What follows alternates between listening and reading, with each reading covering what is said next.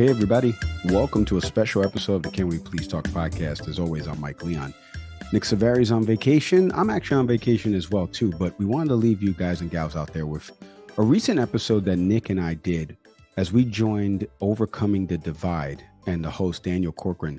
We went over on his podcast to talk about a wide range of topics, the Biden administration, what grades we give so far of what the president has done. And then obviously we talked a little bit about the Trump administration. We talked about the MAGA universe. We talked about, can we overcome this political divide? Newsflash, we can. And you're going to find out why and why I say some of these things in this episode. But we can't overcome some of this stuff because it's not even about who lives in what universe. It's about universally accepted facts. We can't agree on it. We can't. There's a base of people that will tell you something is a certain way. They know it's not, but they make money off of that. That's an issue. That's a problem. It's something I addressed in the podcast. We were excited to go over on this show. Daniel has a fantastic show called Overcoming the Divide. Like I mentioned, go check it out wherever you get your podcast. Go check it out over on YouTube. He does a great job. He's had some really good conversations out there with some journalists that you've seen out there. Some other reporters. That's another word for journalists, Mike. He's also done some stuff with recently on the Israel-Gaza war. He's had a couple of Palestinian and Israeli students in different states talking about the war, the impact, and how this will affect their voting come November. So he does a great job. Go check out his show. We'll be back next week with an all-new episode. But for now, enjoy when Nick and I went over on Overcoming the Divide.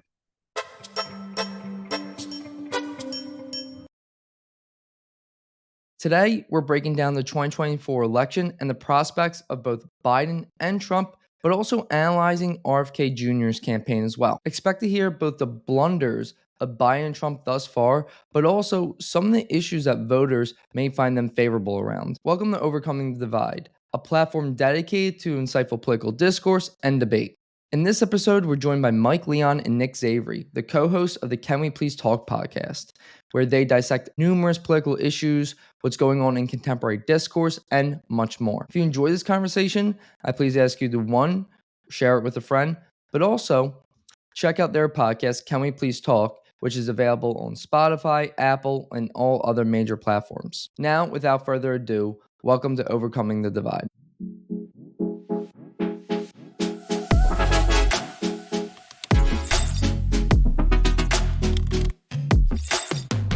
Welcome to the show, Nick and Mike. Pleasure to have you guys here today.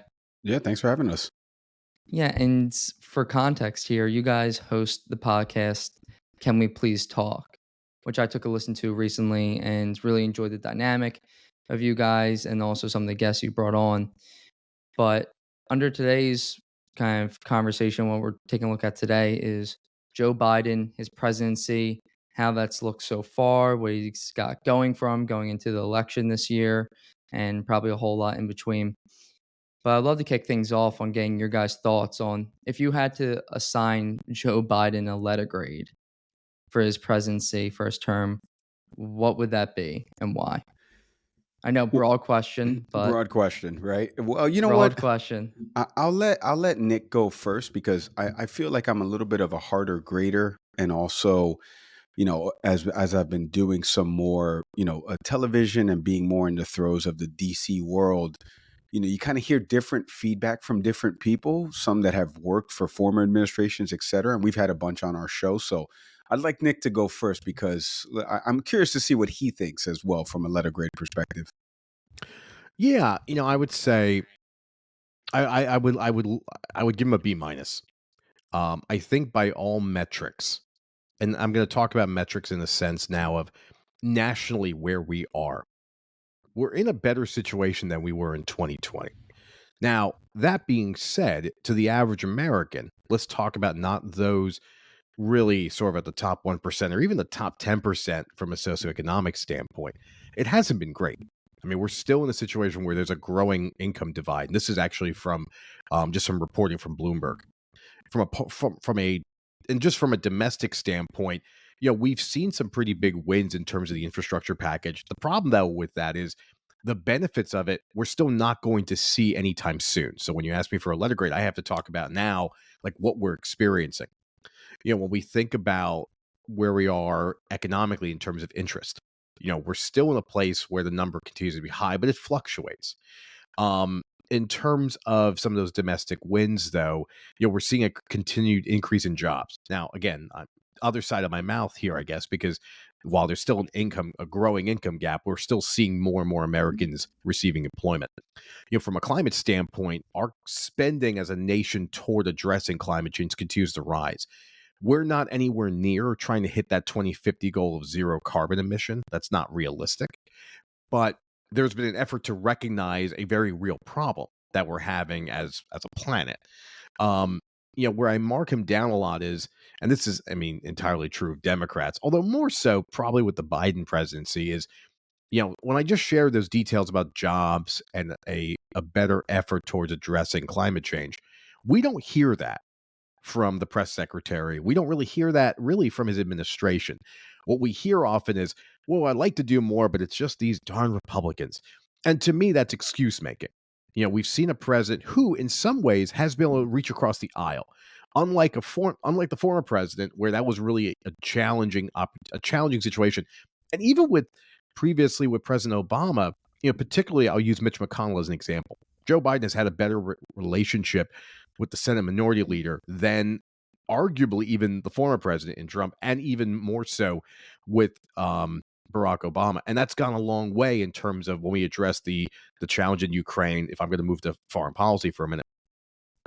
And while McConnell is now the Senate Minority Leader, there's been opportunities to make some gains as it relates to bipartisanship. We've seen that with the passage of arguably a somewhat toothless gun bill, but it's the first type of legislation successfully that we've seen in years in relation to the gun issue in this country. So overall, I think by most metrics, he's done well.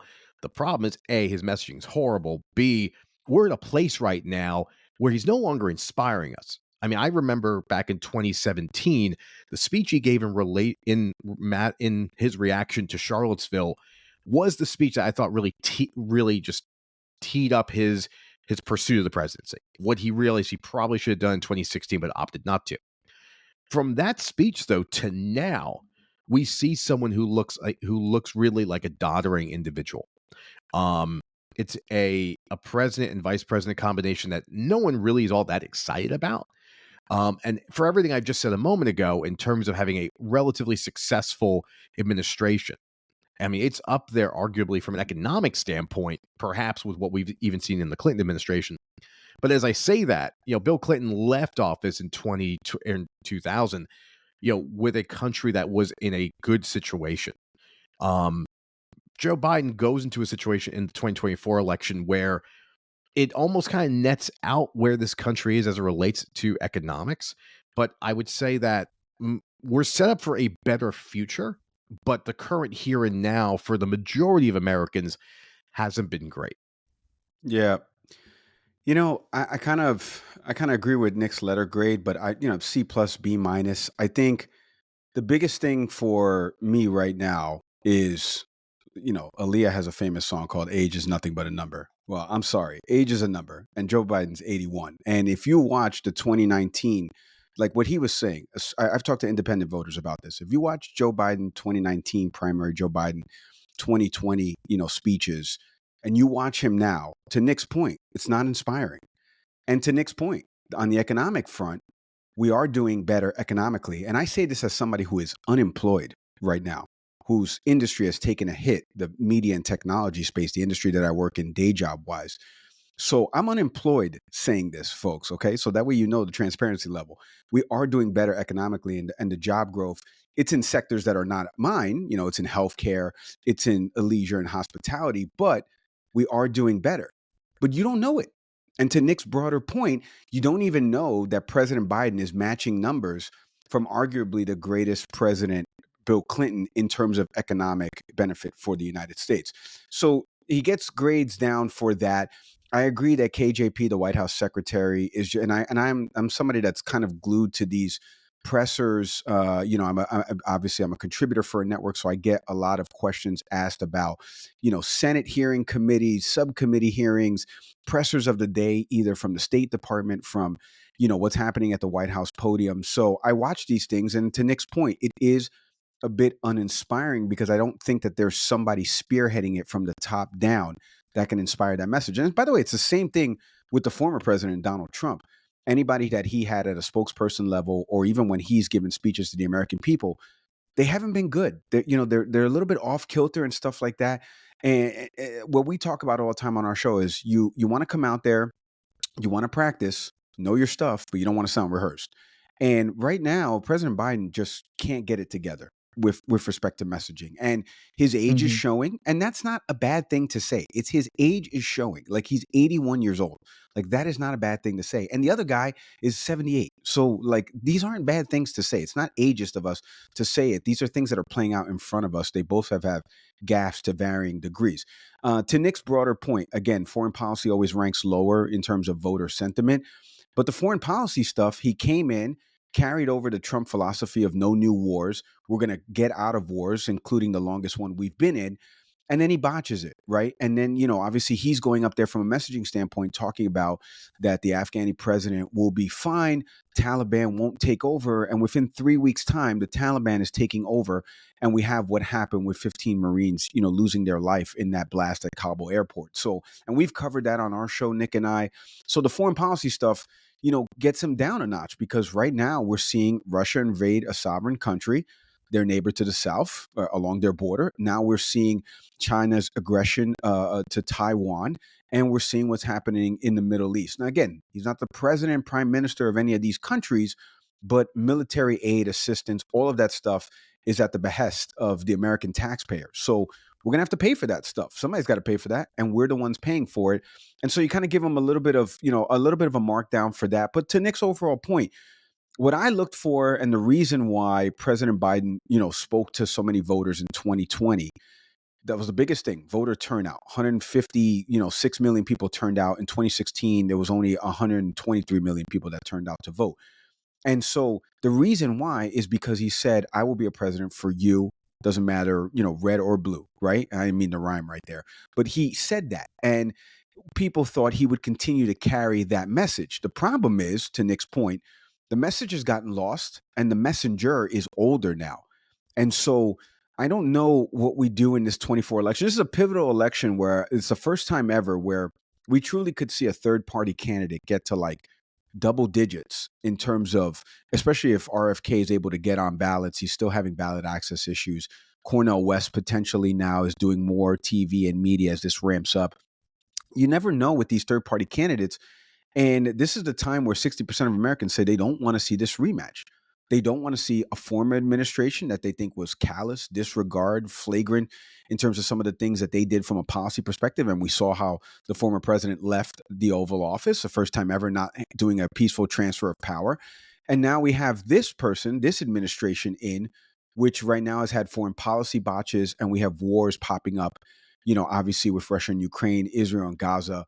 And yet we're doing better economically, but we're not able to get that message out to people. And he's not inspiring confidence to be able to get that voter turnout like he did in 2020. So I'm with Nick. I give it a C plus B minus. If there was a grade right in between there, I would throw it in there.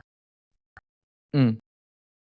I think a lot of what that boils down to, what you guys mentioned, was what's not going well is there's not a material difference made in someone's life. And you can point out, say, the CHIPS Act and be like, well, we're investing in onshoring chips manufacturing and safeguarding our supply chains from global issues, especially foreign threats such as China. But like, how does that help with housing costs and that increasing in 2022? The amount of cost burn homes, households, renter households, that is, increased to over 20 million, which is pushing like 8% at this point of the domestic population, maybe a little less. But so it's like material difference is not there. Another thing is that I don't know if there's like that vision for the future that you guys were kind of mentioning. There's a lack of a positive vision for the future. There is, though, this constant restating and rehearsal of like, we'll just mitigate the damage done from the other side. And this goes both ways, but we'll just not be them. And we do understand that negative polarization kind of drives a lot of people to the voting booths. Similar, like a great example of this is abortion rights and reproductive rights, whatever you may call it. That is a key issue, especially for suburban women, but a lot of people as well, that drives them to the polls. But it's not like the Democrats are promising they're going to enshrine them, or they're not even like putting that together as a policy, hope, or aspiration. So I think it's the lack of material difference in people's lives, the lack of a positive vision for the future. And what you point out, Mike, which I think was astute, was Biden comes in, he pulls out of Afghanistan. It's not the best pullout. A lot of things go wrong, but he's out nonetheless, ending a foreign war. And within a year and a half, two more, and people can go back and forth and be pedantic over whether the war in Israel is something that really concerns us and whether we'll get dragged into it. Well, I think we're already dragged into it, but nonetheless, there's just like the foreign policy botches, as you called it. Especially, I think it's extremely. It's the word I'm looking for is it hits harder, especially just this past tax day. People are paying taxes and they see just right after that it is now 60 billion is going to Ukraine and I believe 13 billion to Israel. Okay. How about the fact that homelessness has increased by over 10% in the last couple of years? How about the cost of living is increasing for the average American? And to the jobs numbers, you mentioned like in the leisure industry and healthcare industry, at least the leisure industry, I can say more confidently, like these are not the high paying jobs that people are going for. There may be more jobs. What are those jobs? And I think these are all like fair points that we're kind of all coalescing around. But I will also put out there, to be fair, that it's not as if Republicans are offering something much better, at least to my knowledge. It's just like, hey, we won't be those guys. That once more is not really a positive vision for the future. Yeah, I think the problem that the Republicans have is that what you're putting up there is not someone with a plan. We've seen 4 years where the only legislative victory that the Trump administration had was a reduction in taxes, which ultimately didn't really spur the economy positively. It was essentially a tax cut for wealthier Americans, which oftentimes Republicans this tends to be their stock in trade, and that's always been a problem. I've at this point come to the view of, and first off, I always bring this data point up about Republicans and taxes. In the Reagan administration, you had what I would consider very reasonable capital gains taxes. And these are the taxes, of course, that go against what you bring in terms of your investments. Oftentimes when we think of taxes, for most income earners, we're talking about your 1040. And obviously, we're just past April 15th, so we all have gone through this. But, since the Reagan era, we've seen the capital gains tax continue to lower. And that means that the tax burden essentially lives mostly with the majority of Americans. And you can ask yourself, why is it that Democrats, just like put Republicans to the side for a second, why is it that Democrats aren't doing anything about that? And this, I think, is what Trump was trying to bring up in 2016 with I would argue, and also less than savory candidate for progressive politics in Hillary Clinton, which is your people are just as bad as my people. But they're not really my people because I'm trying to be a different voice here. Sorry about that. I was trying to hit the mute button. And I think that's, but this rematch, and I can't emphasize what Mike said enough, is the most unsavory experience we're all about to have. And I think, and as Mike was talking about voter turnout, that's where, I mean, if we get into it, I don't want to, ruin or bring up spoilers as to who I think is going to win this election after all, but that's going to be a huge problem. I just voted today. Today is Pennsylvania's primary. So, I'm a registered Democrat. So I went obviously to my, local voting area. Not a lot of people. Granted, I went around 5 p.m. So we'll see what the numbers look like. I'm fascinated today, though, to see, does Joe Biden carry like 90% more or more in Pennsylvania? Because if he loses any ground to Dean Phillips, it continues to perpetuate a theory I have, which is Democrats across the board may say that they're supporters of the president, but behaviorally do not show that. And Daniel, you were talking about Israel for a moment. And I think Mike was hitting, you would hit on this.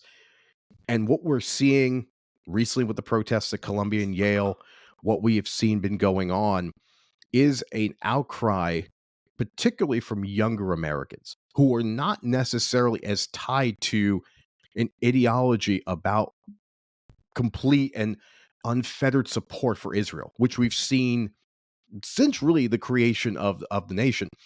And now there's a generation that questions that. Whether you agree with that or not, that's not for me to say, but it is real. And there's a huge wondering. We saw this in the Michigan primary, right? There's a question now of how much of a backlash, how much political capital does Joe Biden lose because of an unwavering support of Israel? Yep. Look, I think Nick touched on a lot of different things there. You know, the only thing I would put a bow on this before, and again, I don't know what direction you want to move in, Daniel, but I think for Joe Biden right now, and you're going to see this a lot play out on the traditional linear networks where everyone's going to overtalk and look at all these numbers. I don't put too much stock specifically now in the primary votes, like Pennsylvania. How many people really knew besides Nick that today was Pennsylvania's day to vote in the primaries, or that people in Texas, it was their day to vote? Like, a lot of people don't know the primary calendar. Voter turnout is always lower in the primaries. That's been true for decades, right? And it's mainly because, again, it's not as wall-to-wall coverage. You have an incumbent president. The GOP side is already wrapped up, obviously with Donald Trump reaching the amount of delegates. So, there's no interest there. There's nobody still around. So I wouldn't put too much stock in this. But what people are going to try to look at is these numbers to see if it tells them anything heading into November. You're going to see poll after poll. And the biggest thing I always tell people is when you look at these polls, just look at how many people were part of this poll. If it's 300 people, you can't extrapolate. I mean, you can, but a little bit of it, not a lot of it. If it's a 4,000 person poll, right? Like, what are some of the questions? Where's the plus minus leaning in the polling? So we're all going to try to overanalyze this, but the biggest thing for Joe Biden right now going into, and I'm curious to see how he does on the campaign trail, because 2020 campaign trail was him and cars beeping, if you remember, because, we were still going through COVID measures. So a lot of his campaign rallies, people they were attending them, but it was like kind of muffled sound that you couldn't get like a true audience type thing. Whereas the Trump rallies were just, straight chaos thrown in the wind and everybody kind of cramming into places to see him speak. And so I'm curious in 24 right now as he goes on this campaign trail. I'm just curious to hear what this sounds like. We know what it'll look like, right? We know that the people with the signs will be behind them, and we know that there'll be the network set up at covering these events and the questions and stuff like that. But what is he going to say? Because back to Nick and I's point, and you made this point too, Daniel, as well. Like, we are involved in these wars. Like, we're giving aid. We just gave $60 billion. The House just approved this package of $95 billion. $60 billion is going to Ukraine. 26 billion is going to be going to, or 20 billion, is going to be going to like replenish our weapon stock. Israel aid's in there. There's money in there for the Indo-Pacific and coverage for our, what is happening with China's aggression towards Taiwan. And so, like, all of this, we're involved in these wars. We're spending this taxpayer dollars. And so his message of economic recovery and what I've done, what the last guy did leaving the office of the presidency and this democratic state, do you want it to remain one? Vote for me. We're on the flip side, the Republican side right now, the party is fractured. And I know it because I'm steeped in it, and there's people, I'll talk to people when I'm about to do a television hit and they're Republican strategists or they've worked for former campaigns for Ted Cruz, et cetera.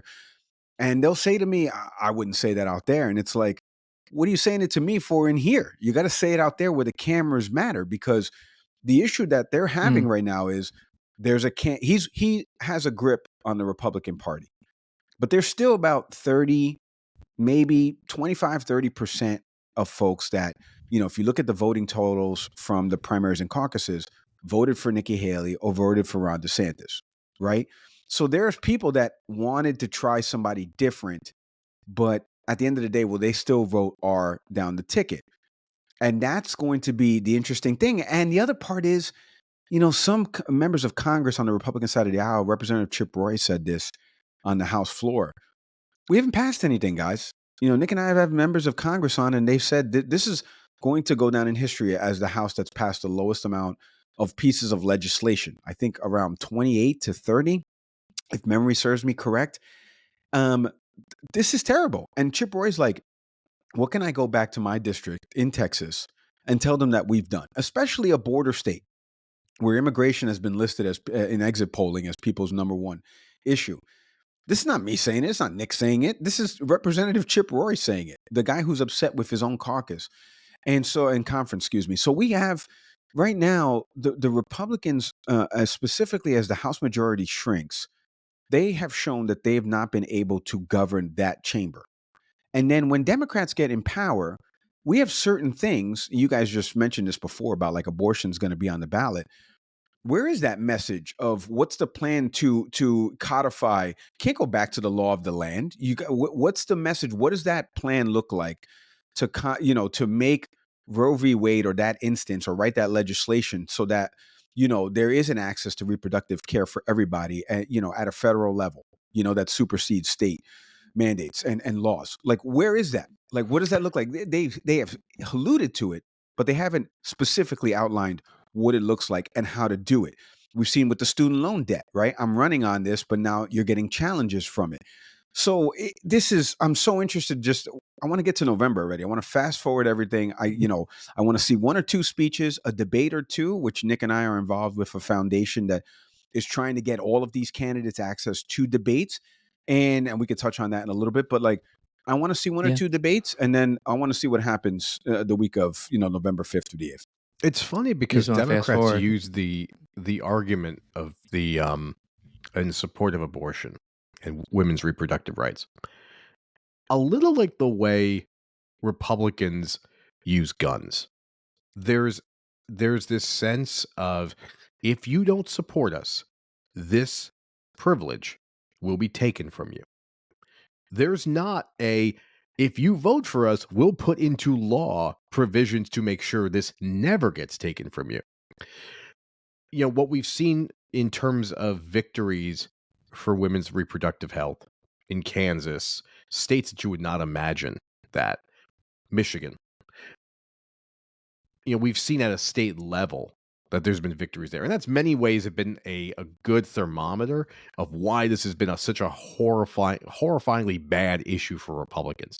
And I think many moderate Republicans may not publicly admit this, but they wish this had never been brought back to the public's discourse. But I agree with you both. Even if the Democrats were to win, let's say they run the table, they win back they keep the White House, the Senate, and the House, they won't get enough votes to pass anything. But what you can run on is, if we don't win, there may be federal protections in place to make sure that you don't have access to an abortion. That what you're seeing in Florida right now with a 6-week ban may become the law of the land. And at the very least, Democrats can win on the argument of, the last time you all sat out in 2016, we got 3 justices up there that absolutely lied during their Senate hearings about their views on a woman's right to choose, got on the bench, and then went ahead and just gutted Roe v. Wade. So there's going to be that ability to put forward a very real specter that if you don't support Democrats on this issue, that this will become the law of the land. I mean, as a cynic, I don't think that's the case, but I totally understand the argument. And so I think if we were look at what's going well for Biden here, is abortion being this galvanizing issue for a lot of people. And then also Trump's chaos, which we didn't really dive into. But simultaneously, what Trump has going for him, and this is quite potent, I would say is even stronger than maybe some of his irrational truths, as it's called, is the feeling of nostalgia. And let me take you back to a time very quick where it's 2019, gas is rather cheap, the economy's growing, steadily. What the hell is COVID? Things felt rather normal. And you can see this, and this is maybe something of my generation, but you can see this on TikTok and Instagram Reels. Maybe you guys have seen it yourself, where you'll see a few second video of bliss, and it will have a caption saying 2019, and then it will go to a dystopian future, usually from like a movie such as Blade Runner 2049, and say 2024. I don't know if you're familiar with any of that I'm speaking to, but it just speaks to the nostalgia of past times. Now people look at that more fondly, and it's not just Instagram Reels or TikTok here. This is like actual policies, or actual polling indicates this too, from a Siena poll that surveyed over, or about 1,000 registered voters, found that one, the 18% of people said, or voters said, that Biden's policies helped them personally, while 40% of voters said that Trump's policies helped them personally. Whereas on the opposite end, I believe it was 43% of people said Biden's policies hurt them personally, while only 25% of people said the same thing. So these are pretty, like, this is pretty abnormality that we're in, where you have a vice, or not vice, but a former president running for re-election. I believe there's only maybe one or two have done in the past, outside of like their term. But nonetheless, it is, I think it'd be quite difficult for Biden. And something that we kind of touched on briefly, I want to get your guys' thoughts on this, is, and what I just mentioned too, but also with that, is the Israel Gaza war. As mentioned, younger generations have a whole different view of this. And overall, the American people, from a YouGov poll, found that just voters, or American people in general, surveyed that 60% of them disagreed sending military aid to Israel. It's a majority. So all of this is amounting to, I think, some kind of catastrophic ending for maybe Biden come this November, but he does have a couple things going for him simultaneously. So I kind of just want to get your guys' thoughts on both of those parts real quick. I mean, look, the polling number, and Biden, I've seen a couple different instances as he's about to get on, the helicopter and go somewhere, either to speak to voters somewhere or do a press stop somewhere. He's always said, you guys are looking at the polls the wrong way, because these polls tell me this, these polls tell me that. I think what's interesting from what you just said is, and huge Jewish diaspora around the world, specifically here in the States, Palestinian diaspora. Nick and I have done different episodes with, an Israeli historian, a Palestinian historian, somebody covering the war for one of the major networks stationed out there.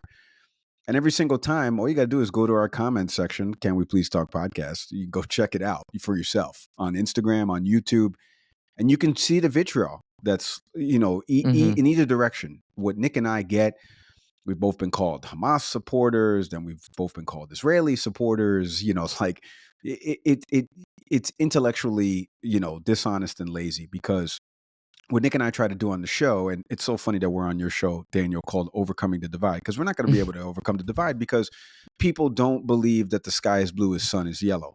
And then there's people that are selling that the sky is red and the sun is green, and they know it's not red and green, but they have to wake up every morning and they have to do it, or else they're not going to make any money. So, and I say all that to say is that you can see those instances playing out before us. It's kind of why Nick and I started the show, because I'm a former Fox News producer. I've worked in television. Nick and I went to college together, journalism grads.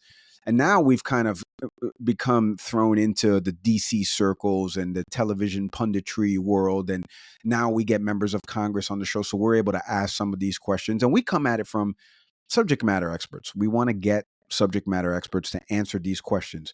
Why is the U.S. giving so much money to a country and then giving money, $9 billion in aid relief? So we're supplying the weapons to blow it up, and then we're handing them out meals after we blow it up, attaboy, as we've seen the videos from Al Jazeera of all of these aid packages with food being dropped off to folks in Gaza or by Rafah at the border. I mean, it's ridiculous. So I think for President Biden, and you're mentioning the young vote's always critical. And your TikTok algorithm, is different than mine, but I'm familiar with the trend that you're talking about. I Okay, get a good. lot of North Sea videos because of my wife watching all these North Sea content things, or I get police chases.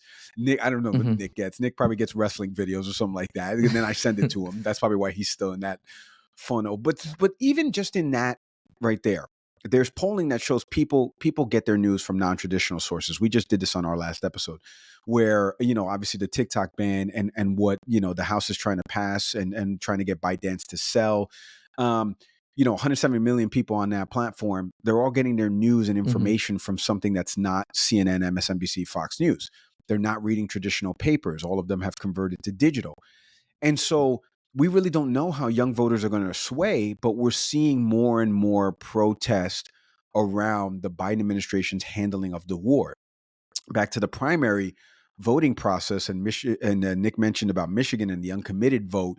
Yeah, it's considerably higher, 3-4 percentage points higher, the uncommitted vote, than when Barack Obama ran for his second term.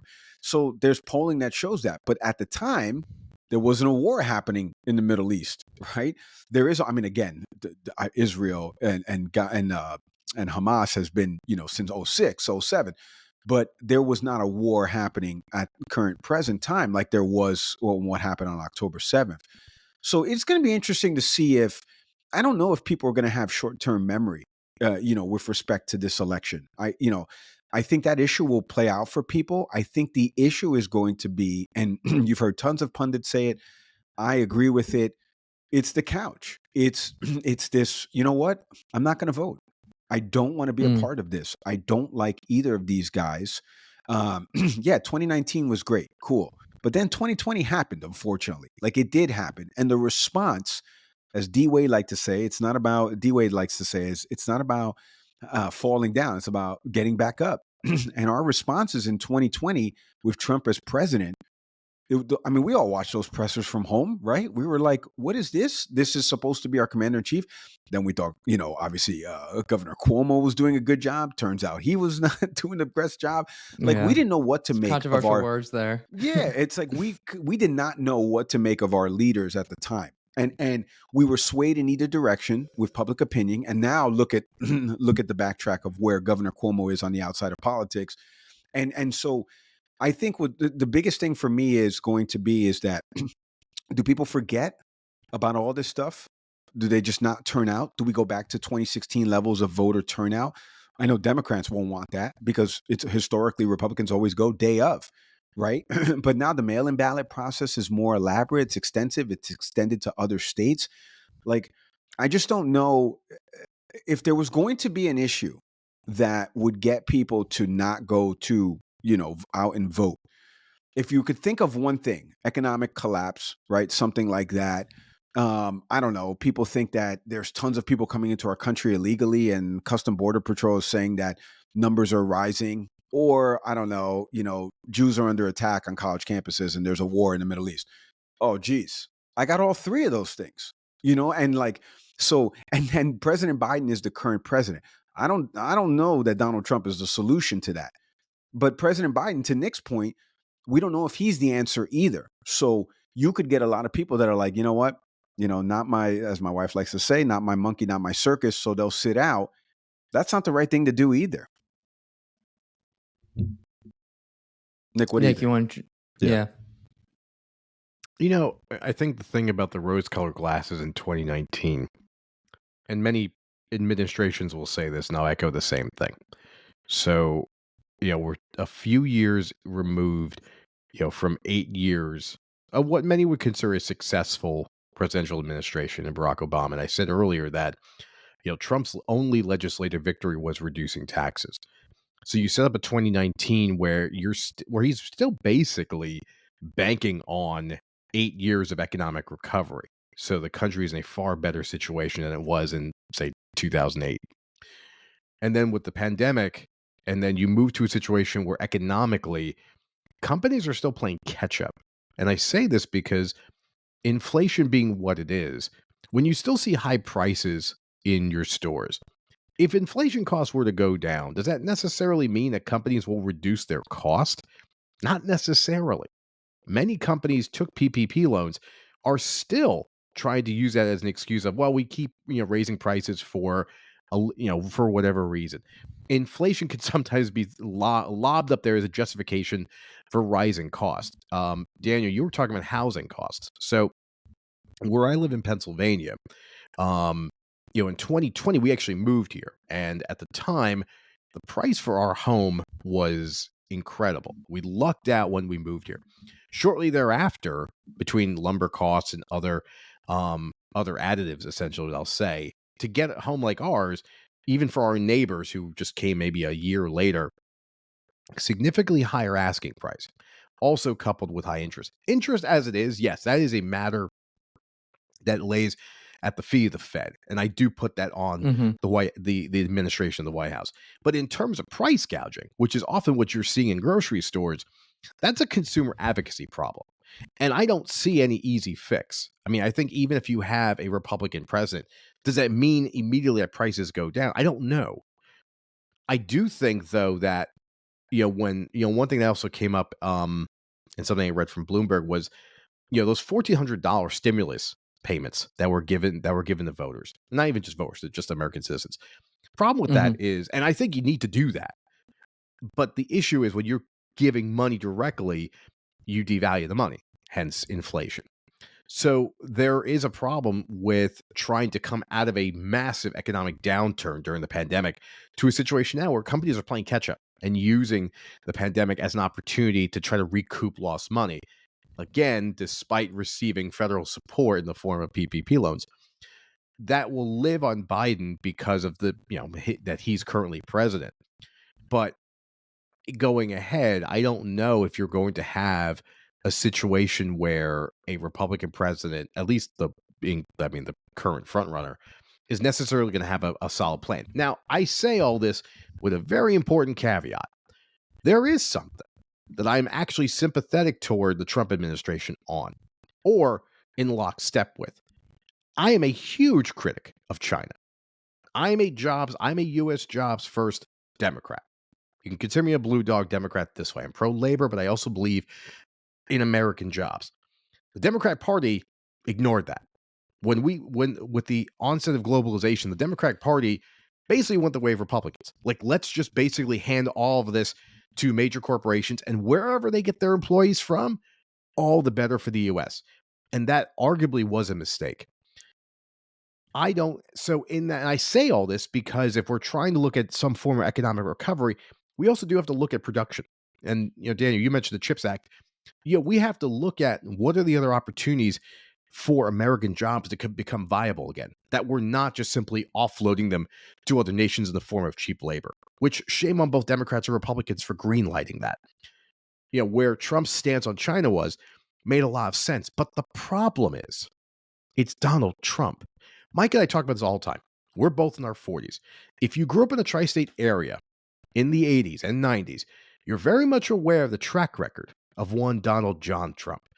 And it's to say, as a businessman, he's a con artist.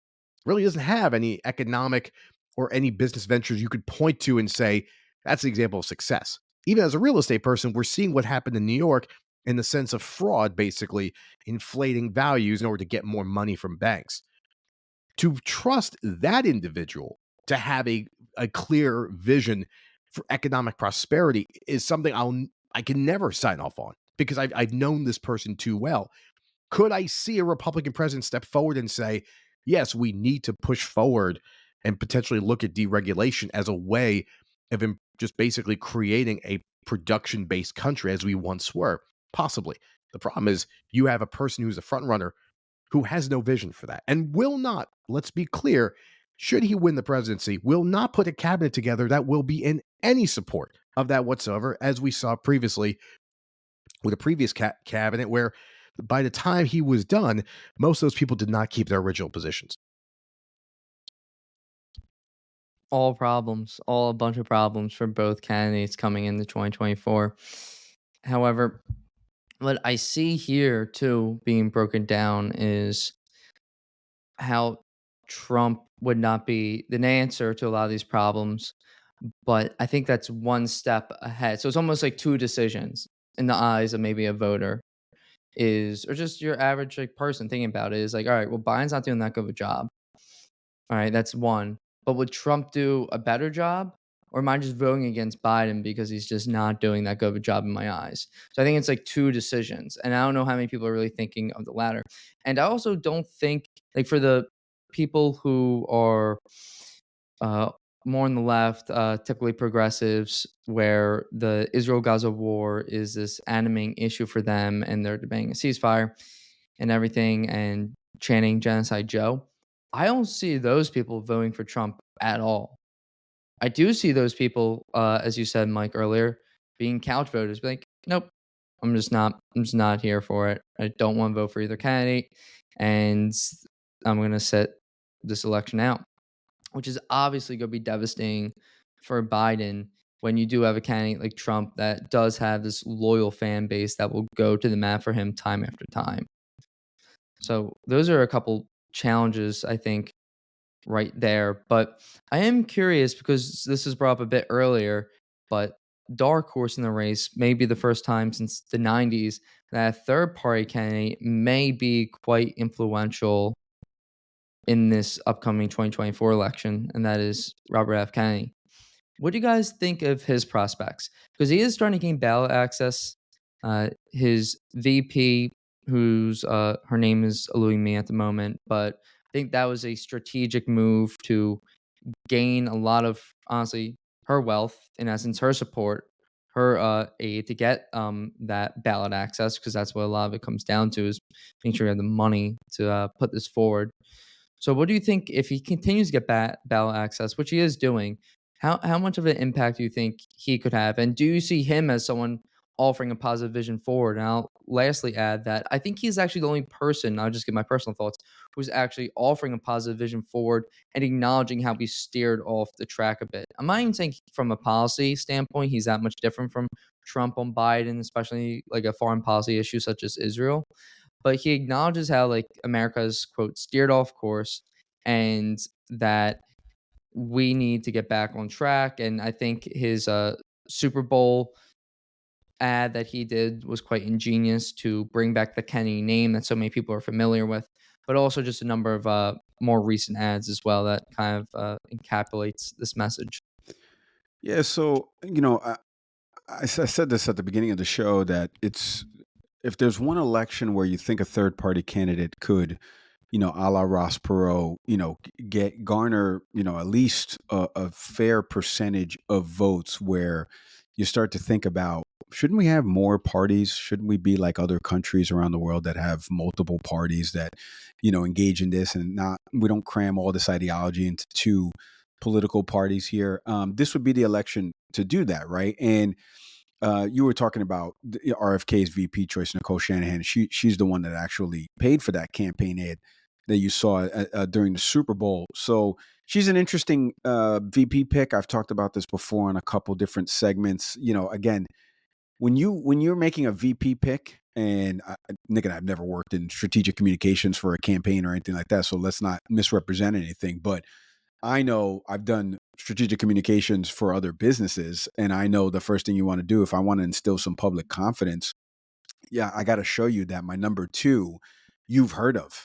You didn't even know her last name right now, Daniel. I had, like we got to look that stuff up, Yeah, like, it took me a and so, sec. Yeah, and that's what I'm saying. So, like, and even the ones that he was vetting that the public knew about, at least that had been leaked to media, potentially, we don't even know if this was actually true, is a former Super Bowl winning quarterback that's still playing football. And then the other person is the former governor of Minnesota, and he used to be a TV wrestling announcer. I mean, that's not the level of seriousness, to quote Logan Roy in Succession, that you want. Like these are not serious people. So you can't bring those as choices when you're truly trying to make a campaign run at this. And like I said, again, the polling shows this is the election to do it if you're going to be a third party candidate. I am Nick and I've been doing more work right now for the Free and Equal Elections Foundation. So you can go to freeandequal.org, give them a plug here for this. And as the director of policy and strategy there, we're putting on a series of debates. Nick and I attended one of them that are featuring some of these third party candidates, Libertarian Party candidates.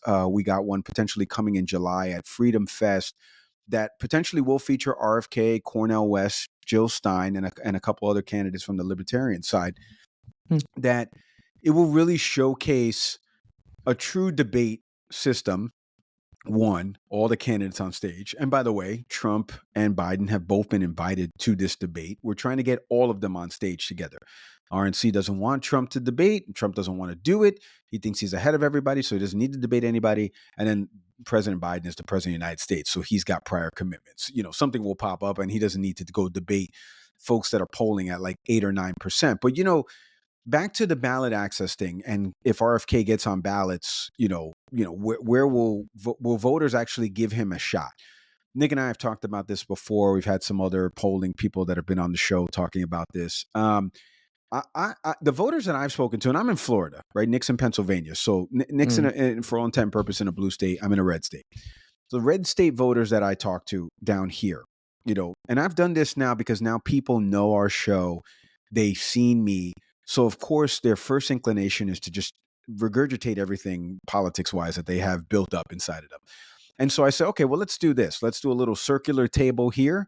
I'm going to go one by one and you tell me who's standing out to you. These are Republican voters. These are not, maybe some say they're independent, but they voted Republican in the past. And they're all like, I do like RFK. I would vote for RFK. So for all of this Biden, and there's a new NBC News poll that talks about this, for all of this, like RFK is going to steal votes from Biden. The people I've talked to, again, in a red state with a red governor who just ran for, the GOP ticket, they're all like, we would give RFK a shot. We think, he has a little bit of Trumpage. And obviously, the Democratic Party doesn't like him. So he kind of encapsulates a little bit more of what we want to do. He's taken on as an environmental lawyer, he's taken on some of these companies head on and stuff like that. They'll point to different things like that in his past. The family name, I don't think resonates as much, except for people that are deeply instilled in politics or entrenched in politics, I should say. So I don't, RFK died in 1968. Like, how many people really know, when he died, how he died and stuff like that. I'd be hard pressed to find anybody under 25 that would truly know that without looking it up. And so I don't know if the name carries as much weight, but what I do know is, and especially Cornel West now too, with Israel and Gaza and his show of support for the Palestinian people. And he has sat at a couple of these rallies at a couple of different colleges, and he's doing more TV and non-traditional TV. Both of these folks, if they gain ballot access in these states, again, I think you're going to get to like 11, 8, 7% with each of them respectively. And that's going to really make for an interesting 2028. Like, could somebody, actually buck the trend of the traditional RNC, DNC path, go it independent and really get a third party movement in this country? And that's kind of Free and Equal Elections Foundation. And I've come around to this because I've always been on the side of you vote third party, you might as well throw it in the trash. I still feel that way, but that's only because from a math perspective. That's not because of from an ideal world perspective. From an ideal world perspective, we should have multiple parties and we should have multiple candidates representing those parties, and they all go and debate each other, and then we all go to the ballot box, and there's 4 or 5 people listed, and we go see who will be the leader of the free world. Not 2 choices, and one's 81, one's 78, and we can't do anything about it, and we're stuck into this. So from an ideal world perspective, I agree with that. And Free and Equal Elections Foundation it's not so much about helping with the ballot access and stuff like that, but it is about getting these candidates noticed. Jason Palmer is a perfect example. He was a guy who came in our series of debates, and he won American Samoa against President Biden. If you heard about this on the Democratic side of the aisle with their caucus and primaries season. So he won American Samoa, and everyone's like, who the hell is Jason Palmer? I don't know anything about him. We've had him on our show. He's a friend of ours. And it's because a foundation like this is putting on debates to get people more noticed. So I wanted to give the foundation a plug because I think, and you're seeing more of these nonprofits pop up that are trying to unite America. They're trying to, what you're doing, Daniel, overcome this divide. But how do we do that? How do we truly call to action do that? Well, the first way to do that is to realize that we can't cram all this ideology, like I said, into 2 political parties. There needs to be more voices, more choices, the tagline of the foundation. And I think, I don't agree with a lot of the things RFK says at all, like not even close. But I do agree, and we should all, as First Amendment free speech folks, right? If we're truly going to be that, he should have a right to debate this, especially if he gains ballot access and especially if he's polling at a certain numbers. Let him go out there. If he makes a fool out of himself on a debate stage, that's the whole point of this, right? That's how debating Hmm. started in the advent of television, right? With RFK and JFK and Nixon. So let's see these folks actually debate each other so that way we can make an actual decision as American people and an informed citizen. So I'll be curious to see, and Nick and I will be following it because there's a chance Nick and I may actually be interviewing the man. Nick doesn't know about it. I'm surprising him here, but it won't be for a while. But there's a chance Hmm. that we could see this guy and Cornel West, and we're going to see Jill Stein, and she's already impacted the elections in different states with the percentage of votes that she's gotten in different states back in 2016, Yeah. and she's run again in 2020. She's running again in 2024. Nick and I got to meet her at that last debate. So I'm in agreement. We need more voices. We need more choices. We need more people thrown into this political process, so that way we can try to break this system of just being R&D, because there should be another option, and nothing says it better than what's happening right now in 2024 with this November election. You know, one thing I would offer though, when we think about third parties, is that we often try to think about the home run in terms of the presidency. And we use examples of like the know nothings. We use the example of the election of 1860 when you had like four essentially candidates, vying for the presidency. And the opportunity really is actually at the congressional level. And the example I'll use is the Tea Party from 2010. What you now have in the form of the Freedom Caucus is essentially the children of the Tea Party. So your Republicans, specifically, that faction, realized it began at the local level. Democrats have tried to make some headway with this with more progressive candidates, and some who've now really done a good job of really building up momentum in their respective districts. Representative Ocasio Cortez comes to mind. Representative Rashida Tlaib in Michigan is another one who probably will likely secure her seat. So when we talk about looking at third parties for the presidency, I think we're sometimes missing the bigger conversation, which is how at the congressional level can you have more diverse voices? Because it's that kind of momentum that builds to an opportunity for leadership. As far as Robert F. Kennedy goes, as you both were talking, one thing I was doing was looking at Kennedy, Robert's website where Kennedy24.com. And I've checked this out before in terms of his policy vision. And when I went to it previously, there wasn't a lot of information there. Thankfully, there's more in the policy section. But it's some of these policies I think that in a debate would come to light in terms of viability. But there's also a little bit of a stink on Robert F. Kennedy, which at least for me always comes back to some of that smacks of conspiracy theory. Now, that may land well on some voters, particularly younger voters who really are disaffected with the way our current structure is in terms of being corporate friendly, being capitalist based. But when your website talks about big AG controls the Department of Agriculture, and that's a quote from the policy section under this is for we the people, not we the corporations, in terms of his policy view.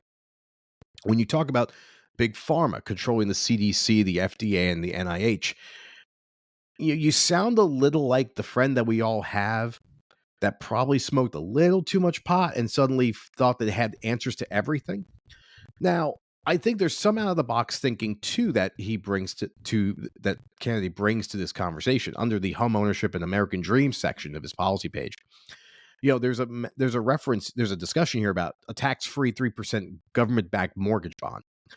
The idea being that homeowners would actually save money on their mortgage because of a new structure in terms of how mortgages are acquired. The problem, though, is that it also talks about the financing for this will come from investors. I want you to think about that for a minute, because investors denotes that when the market's great, then you will probably have lower interest rates.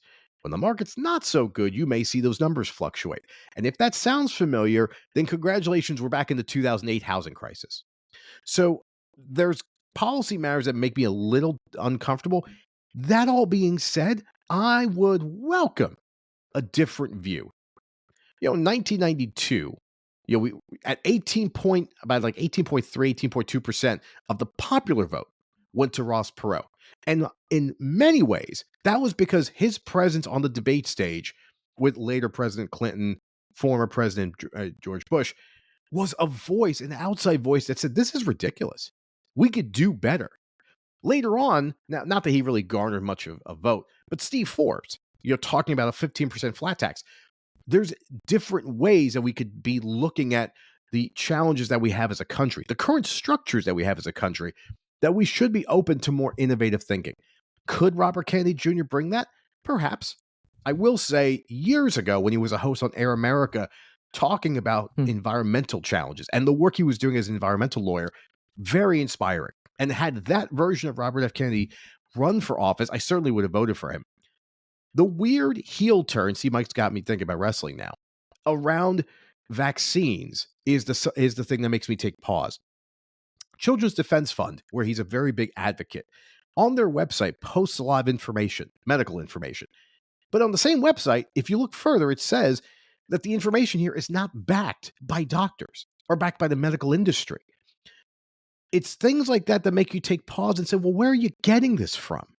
And that's the thing. That's the concern I have, because that starts to get into, hey, let's inject bleach in our veins, like the former president suggested. And I'm not making it up. You both have heard that press conference.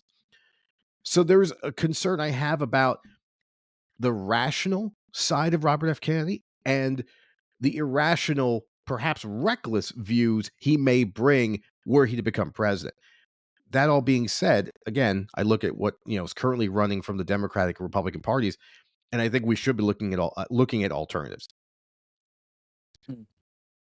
There's a couple things on there too. I want to go back to what you said on how it starts on a local level, such as congressional seats. I think that's quite true, and like how you saw the red wave in 2010.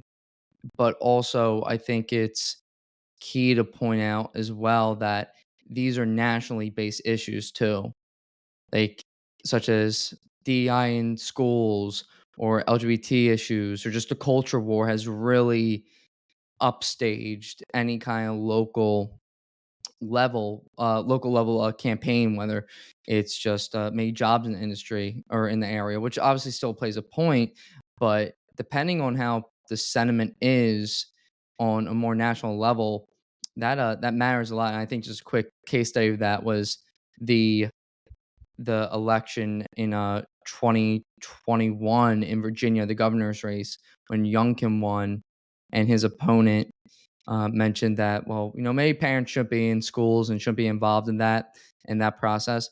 When parents heard that, and I'm not speaking for parents, but at least to me, he wasn't just speaking from like a curriculum level. I'm like, oh, let us develop the curriculum. It was more it was more so, hey, everything that you're hearing about DEI and any other issues you may have or books, whatnot, let us worry about that. And I feel like that was a driving issue for people, especially because schools were closed for quite some time, and that obviously affected children's learning. Regardless, kind of moving on to RFK. So I, from a different view though, from a different view, on at least on the conspiratorial side of things, I think it's fair make making mention of that a conspiracy really boils down to maybe the lack of acceptance or the fringe nature of it.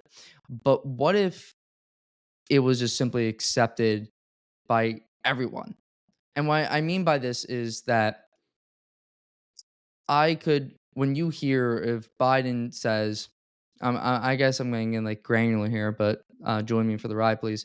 When Biden says Israel is not committing a genocide, for example, and people are like, well, there's X amount of Palestinian deaths, civilian deaths, over 28,000. There is reckless Israeli behavior, military behavior that is in Gaza. You're seeing tons of some aid workers and journalists being killed. What is this temerity that they're portraying? And also just the amount of like these anecdotal stories that you came out, like one I heard today where the IDF allegedly was playing sounds of crying babies outside a refugee camp. So when people came out, like Palestinian refugees came out to see those hear those sounds, they were shot at. All this stuff is like, well, I see this right in front of me and you're telling me it's not happening. So who's like the conspiracy theorist now?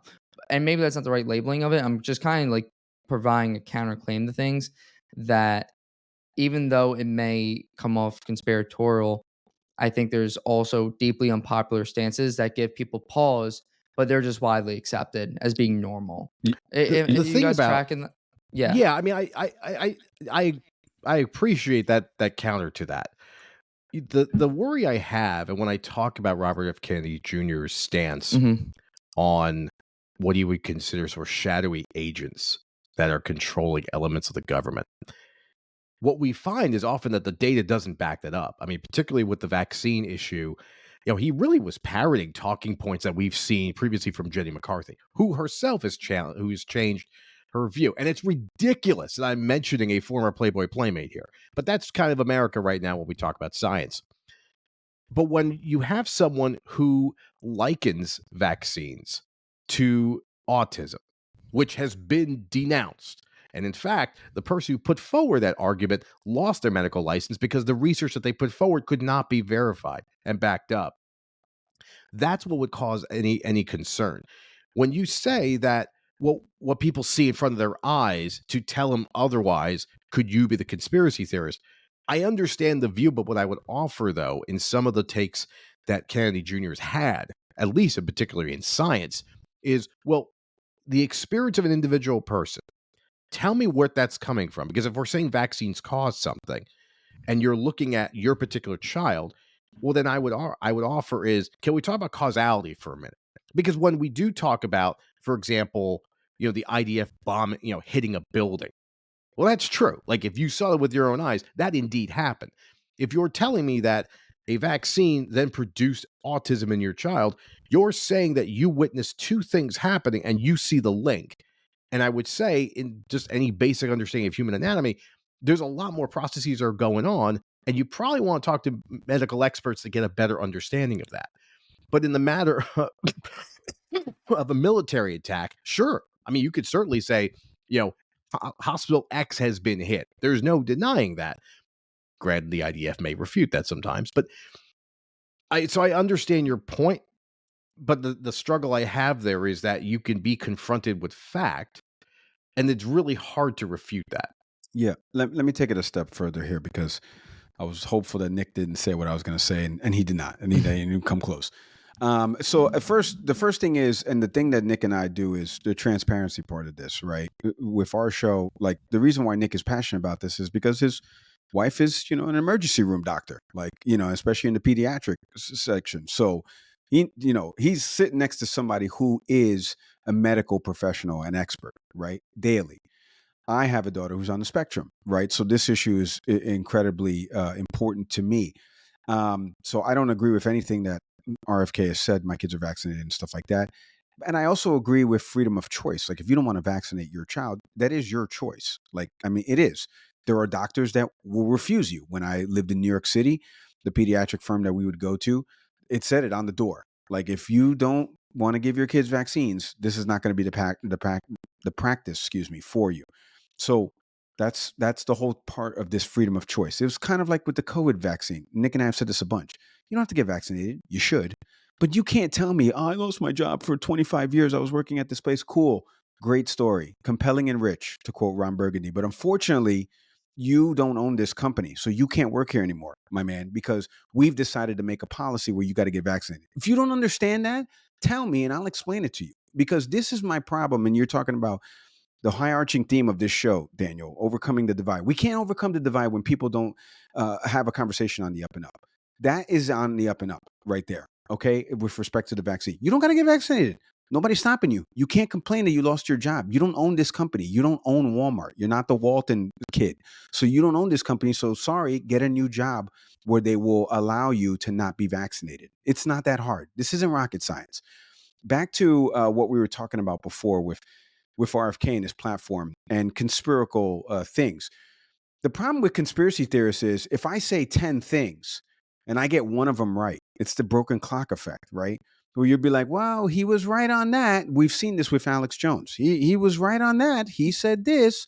That's great. He said 80 other things within the last, because again, he's in this content generation space. He's got to make money. If you don't have the hot takes, you're not going to make money. You know how I know that? Because Nick and I are not making money.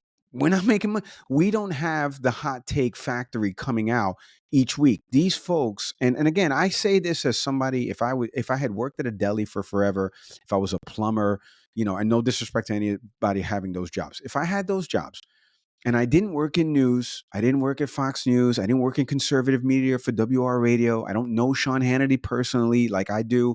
Like if I didn't do any of that, I'm on TV at CNN. Like if I didn't know any of that, then it would make more sense to be like, yeah, I don't know about this. But the problem is, I lived in these systems. These folks, they come back after going on TV and then, hey, what are we doing here? Let's go catch this. Let's go do a game.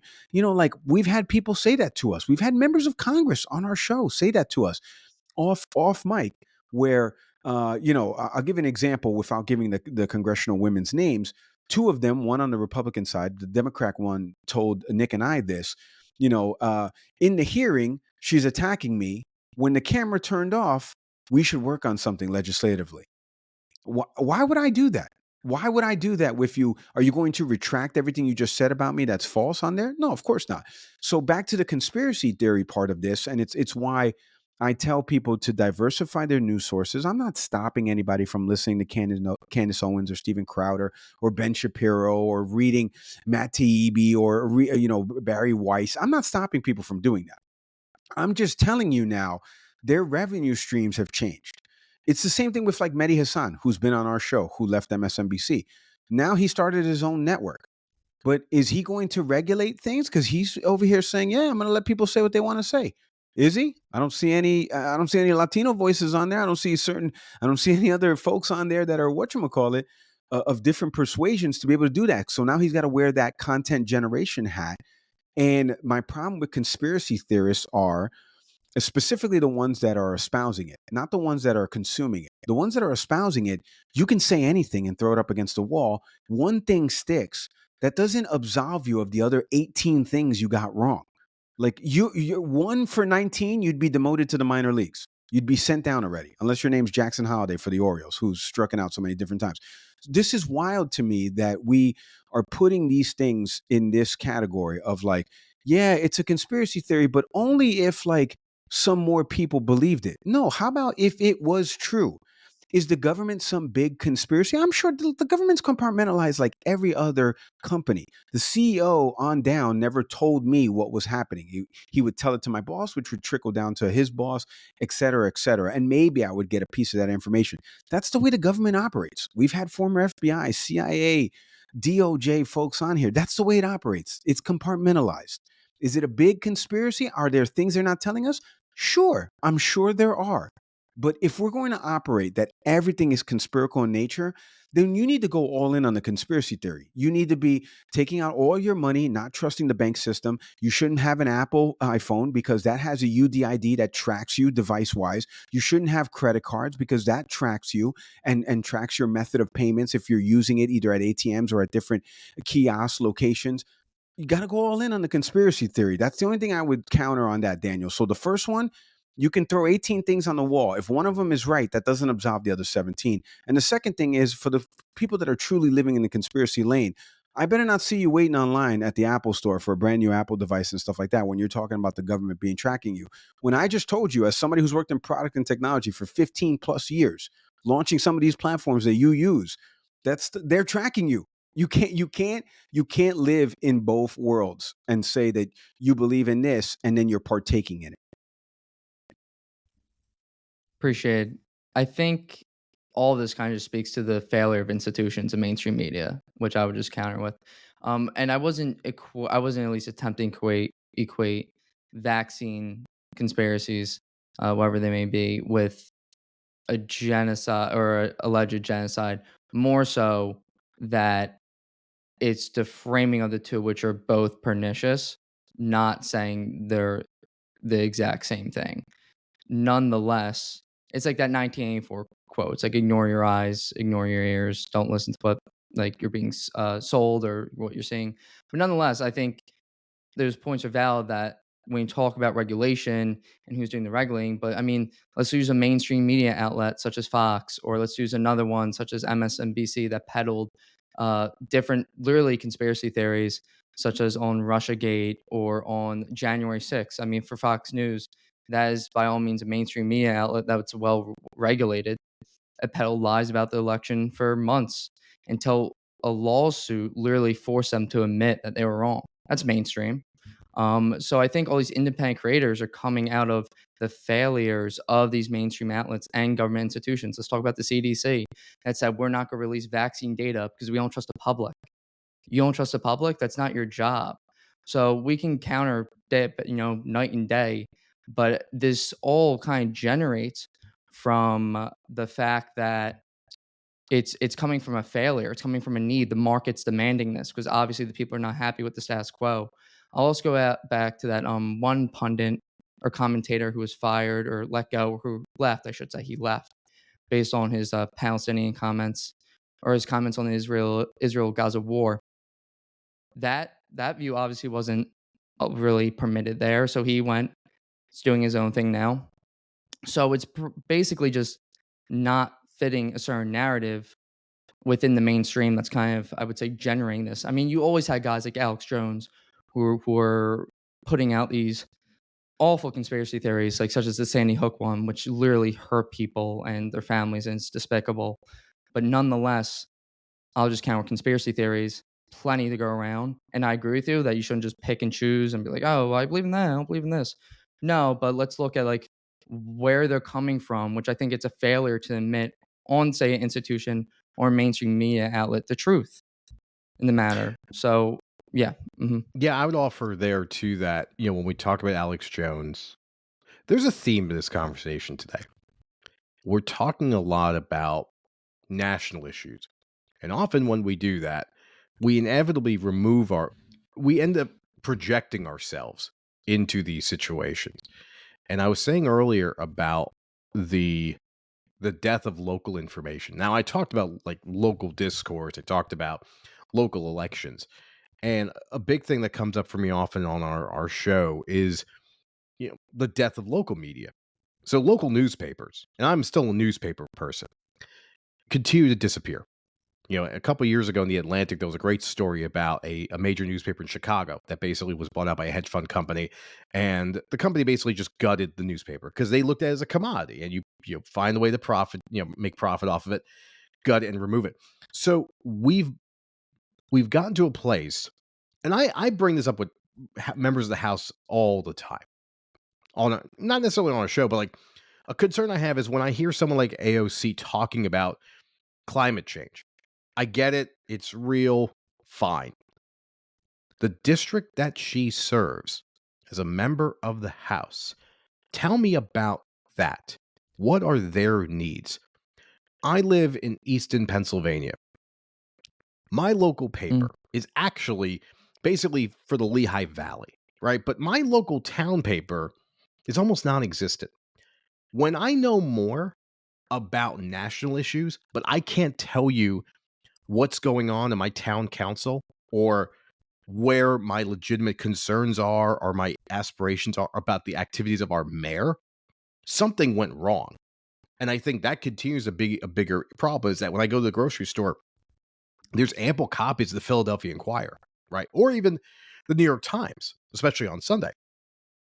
But local news, which is the information that helps us decide school board elections, that makes sure that we are civic-minded, involved individuals in our communities, at some point got stamped out. And now we're left with looking at 24-hour news programs, national news programs, that put forward a narrative. And Daniel, you were hitting on this in terms of, be it from MSNBC or Fox, CNN, whatever, that paint these narratives with some level of data, but some level of speculation that have us really in a place of emotional turmoil. But it's not helping us at a local level. Our inability to be civically engaged in our respective communities has resulted in us pursuing these larger matters, most of which really don't affect us. And as a result, you're missing the opportunity in front of you. I've said this all the time that, we can often be more aware of, who's on this current season of the Real Housewives of so and so city, but we don't know who is currently on our town council. When I voted today, I have to claim a level of ignorance. We had, yes, I'm aware of our district, our representative, Susan Wild, District 10 in Pennsylvania. Our Senator, Bob Casey, who's running for re-election. John Fetterman obviously won in 2022, so he won't be up for a couple more years. Our president, yes, familiar with. But in terms of our attorney general for our area, I saw a bunch of names. I'm like, I don't know who this is. So you're basically, I may as well just close my eyes and just threw something at the wall. And that's a failure on my part, because these are the matters that are going to predominantly affect me and my family. And there was a time you were talking about, Daniel, romanticizing 2019.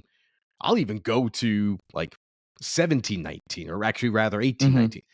That there's a place where you are very much familiar with and active in your respective community. And unfortunately, that's become the past. So we tend to focus more on national drama, which sometimes is not the primary thing that drives us. Even recently with the protest that we saw at Columbia and Yale, that's a real thing. I mean, you can have a view of what goes on in Palestine or what goes on in Gaza, but I would offer you that the only way you can really deal with that is that you have to show up at the ballot box. That's really where it comes from. Does your elected representative of your district, if you know where that is, what is their stance on this? Go take it up with them. Throwing up your hands in anger at the college or university you're at. Yeah, maybe it worked in the 60s, but honestly, what got us out of Vietnam was really news coverage. Was really our understanding of this is really happening. Protest aside. Yeah, just to follow up on that, it's one of the things that we're trying to do with our show, Daniel. Like, I wanted to start this when we started in 2020 with Can We Please Talk. It came out of obviously everybody sitting at home in the George Floyd, the death that happened. And then obviously, you got 2.9 million podcasts are out there now. And the boom was all from 2020, right? So we were a part of that fray. But I told Nick, I'm like, we're going to do this like an actual show, one that I've produced or worked on, where it's segments, commentary, discussion, statistical data. We make a point when we come back after the break. Here's somebody running for Congress, in New York District 1, John Avlon, for example, who's joining us next week on the show, who's a former CNN analyst, who's running for Congress in a district where he has a vacation home, right? So like, is that somebody that should be running for Congress? Does he know the issues that his constituents are facing? We're going to find out. We're going to ask him. And then when we talk about subject matter experts and talking about topics, how do we overcome this, right? Going back to the RFK vaccine point, the reason why we're so a little passionate about it, because again, we're seeing that people are single voter issues right now. They're focused, hyper focused on one issue, which would disqualify RFK. For me, we had Dr. Paul Offit on the show during the pandemic or maybe a little bit after. I know him and Joe Rogan and RFK and Peter Hotez, Dr. Peter Hotez had all gotten into these battles. And I said to him, I said, look, let me ask you, the word research has been weaponized. I want to do my own research, Doc. This is Mike Leon. I come into your office, my daughter, and he's the director of vaccine education. He's a doctor at the Children's Hospital of Philadelphia. I said, I want to do my own research. What should I do? He goes, step one, read the reports. Read the 3 reports, the studies that were generated from this. Step 2, learn molecular biology or epidemiology. I go, yeah, I'm not doing any of that because I don't have the time for that. If I break my leg, I am not going to my buddy Benji, who works at a deli, who one time wrapped his knee properly, and now his knee clicks all the time. And he can still walk on it, but he never saw a doctor. Like, no, I'm going to go to the hospital. I'm going to go to a doctor. When Nick and I were growing up, and anytime I would go to a party, my parents' friends would always say to me, what do you want to be when you grow up? Stay in school. These were always refrains that you would hear. Now we're vilifying people who have stayed in school and have become subject matter experts through the schooling and through their work efforts in these lanes. We're not listening to them. We're belittling them. We're challenging them to debates. The guy from News Radio should be moderating a debate between an environmental lawyer and an epidemiologist about the efficacy of vaccines? Does that make sense to anyone with ears and eyes and all use of their five senses? On what planet? And that's the issue I have, that Nick and I are trying to kind of bridge the gap. We're not trying to. This is not confrontational journalism. I'm not going to have somebody on here that is just espousing things that are incredibly wild. But like to the point I made earlier in the show about like Representative Chip Roy, for example, who's a member of the Freedom Caucus with the Republicans, I would have him on because he is somebody right now that's upset with leadership. He lives in a border state. I've seen him do something with Representative Jamal Bowman and talking about bipartisanship, and they did this hour-long sit-down. Those are people that we want to get back to this thing. Now, that's boring for traditional media, and it doesn't equate to ratings, and that's why we're seeing it with the Biden administration. To be honest with you, ratings are down, and people are not engaging as much because when Trump was in office, we saw more people engaging with content. They wanted to learn more about what did he say today in this presser? What's he doing now? Biden doesn't do that for us. And that's why we see media layoffs from all of these different companies. But what we want to do with our show is really, and I think the efforts of your show about overcoming this divide, well, I want people to start talking again, but the talking has to start at a point where we all say that is a fact. We all agree on that. It's not your fact. It's not my fact. It's the fact. And once we agree on that, then we can move forward. So I love what you're doing here, and this is what Nick and I are trying to do with our show with respect to lending subject matter expertise on our show and giving them a platform Yeah, and voice, and so people can understand all where this can people stuff. find you at too? I want to put that Yeah, out there so too, I because mean, you mentioned it quite a few times. yeah, you can check out the Can We Please Talk podcast, obviously wherever you get your podcasts, or go to leonmedianetwork.com. We're under a family of shows that we have there across news, sports, education.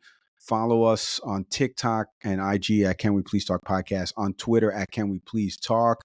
You can email us, Can We Please Talk Podcast at gmail.com. Nick and I have read angry emails. We've even apologized one time. We got a House bill mixed up in our voting. And so somebody called us out on that. But like, missteps are always going to happen, especially in a recorded format. You would think it wouldn't happen as much. But not only that, like, we're not in this hot take business. We're in this balls and strikes. We're the refs. We're calling the game as we see it. And then we're going to go home, and hang out with our families, and then get back the next day and go to the ballpark. And the only difference with that analogy of the calling and balls and strikes is that we're also interviewing the managers afterwards. We're interviewing the players. We're finding out what they thought about the game and stuff like that. And so we want to continue that process. We don't, I think what you said earlier, Daniel, is right. Conspiracy theorists or anybody who is just searching for more information and goes down a rabbit hole, they're looking for something to fill that void. So within that, and we've had people tell us this, Nick knows this, hey, you're my source for news. And what do I say to them? We should not be your sole source for news. You should be diversifying your news. You should be going to Reuters and NPR and AP News and Yahoo News. You should be going to every single one of them, finding the same series of facts and commonalities. And then that forms your opinion about the story, because all of us have come to a consensus that these are the universally accepted facts regarding that story. If you don't do that process, you're lazy. And I say you're lazy to define your search habits, not you as a person. And I think people need to start doing that. Nick and I try to do it as best as we can and exemplify that on the show. And I hope that the listener, I know, because obviously, people listen to us, you've heard us, but this is what we're trying to do with our show and adding to the discourse. For sure. For sure. And everyone who's listening, make sure to go check out their podcast, because I have listened to a few episodes. Is engaging, is informative. So make sure you go check that out. But I do want to close it on a note of just last thoughts regarding 2024. If you had just one prediction as what you're thinking of what's going to happen now, if you would like to give that out, that'd be interesting, because I'm not someone who has shame about previous mistakes, unless like they're obviously intentful or just something Right. else. But I do look like looking back and seeing like, oh, how that did plan out or how that didn't pan out I, the way I thought. let me go first because I can make the easiest prediction. Because to be honest with you, like right now, I could see Donald Trump being the president again. I could also see a week from now, President Biden being the president again. Like something happens. We don't know what's going to happen over these next 5-6 months. Specifically, let's say there's a ceasefire tomorrow and all the hostages have been returned. Biden gets credit for all of, like we truly don't have a knowledge base. What I will say prediction wise, because I think I'll be right on this, so that's why I'm going to say it publicly. I think we're going to see the lowest voter turnout in history in this coming election. I truly think that people are going to give a big FU and the numbers are going to be even smaller. Georgia, we saw, was 11,000, whatever, Trump said to Raffensperger on the phone, 11,500 votes. We saw Arizona and the margin of victory there.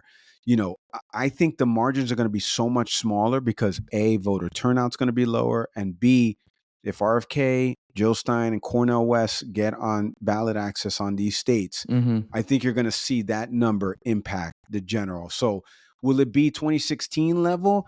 Like I said before, that was 127 million people or something like that in that neighborhood. I think it could be lower than that, to be honest with you. I think we're going to see really low voter turnout. And we're going to see all these networks talking about therein lies the reason why either A, Trump won or Biden got reelected because, the voter turnout was so low. That's my bold prediction, everybody. I'll go bolder, or at least more clear. And I don't mind being wrong. I use DraftKings at bet all the time. So I think Trump wins the president. I think Trump wins the presidency for the reason about low voter turnout. Because if you're telling me I have two candidates and it comes down to the diehards, give me the Republican every time. But I think Trump walks into a situation where he's not going to have both a house and a Senate control by Republicans. I don't think he gets that. I have a feeling that the House may potentially flip. The Senate, I think, may hold. I think there's a possibility Democrats may actually pick up more seats. And it's for the reasons that we've been talking about today. While Democrats may not be excited about Biden, at the local level in their respective states, there are a lot of concerns about a woman's right to choose, a lot of concerns about some of these conservative stances that Republicans have, far right stances that Republicans have taken. Daniel, you mentioned Glenn Youngkin in that election. That's a really good example. But we have to remember the counter too, that Glenn Youngkin goes in as what was considered a moderate Republican, but then really ends up being a little bit more of a far right leaning conservative in his views about education. What do we have now? Well, the state of Virginia has basically put in essentially a blue state legislature. There's nothing that's going to happen in the state of Virginia. So Glenn Youngkin basically becomes a lame duck. So the state essentially learned its lesson from that election. I think you're going to see more of that. I think there's going to be a larger concern of, like in my state, I may not give a damn about the president, but I certainly will not let my state become sympathetic to a far right pursuit of regulating women's bodies. I think that's where we end up shaking out. And then that leads itself to then potentially the next 4 years are going to be political turmoil, that not much is going to get done. Right now, we're seeing that in the second half of the Biden administration, where with a House control by the Republicans, not a whole lot's being done. We may legitimately see 4 more years of that. I think both prudent predictions. It's much appreciated. It was great having you guys on. I think the commentary on Biden and Trump was fantastic. Just looking at like the headwinds or tailwinds and what they're going to be dealing with, both coming in 2024, and also appreciated the dialogue and the little debate going back and forth about conspiracies, because I think that's always worth it. And I think that gives a lot of people things to think about and ideate on. So much appreciated on that. And without anything else, I think we'll be closing out this episode. But thank you everyone for tuning in. Thank you, Mike and Nick, for being here. It's an absolute pleasure hosting you guys. And I look forward to chatting soon. Hey, thanks for having us. All right. Bye now.